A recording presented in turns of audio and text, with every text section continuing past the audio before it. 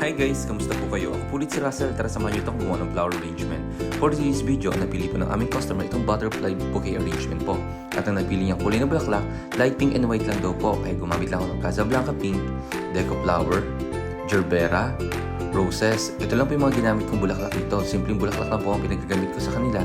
Dahil gusto ng customer ay hindi daw po crowded masyado ang kanyang flower arrangement. Pero nang pili niya, itong pambalot po na to na double color po na may pagka-green na may pagka-purple po.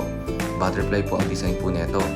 Alam niyo po ba guys, kung mapapansin niyo sa bawat tusok ko po dito ng bulaklak, ito po yung pinagtutusukan ko ay naka-ready na. Mas maganda po kasi ito lalo na sa mga florista na nag-iisa lang o dalawa lang kayo o shifting po kayo. Dahil mas mapapadali po ang trabaho nyo at hindi rin po maghihintay ng matagal ang ating customer. Meron din po kasi mga customer na na-encounter namin, halos 5 minutes lang po gusto po kagad nila matapos ang mga bulaklak. May time naman na pagsasabihin po sila na bakit hindi kayo kagad pupunta ng maaga para nagagawa namin ang order nyo ng maayos. Dahil bilang isang florista, ayaw din naman namin na nagbibigay kami ng order na hindi po basta magaganda or hindi maayos din po, lalo pag minamadali po kami. At ito na po pala ang final look ng aking ginawa. Sana nagustuhan nyo po. At big shoutout po pala kay Broken Heart Vlog from Ubag Kabagan, Isabela from Philippines. Maraming salamat sa pag-like at share ng aking video. At ganoon din po sa mga nakapanood, baka pwedeng paki-like din po at paki-share na rin po at paki-comment kung saan na rin po nakarating ang ating video.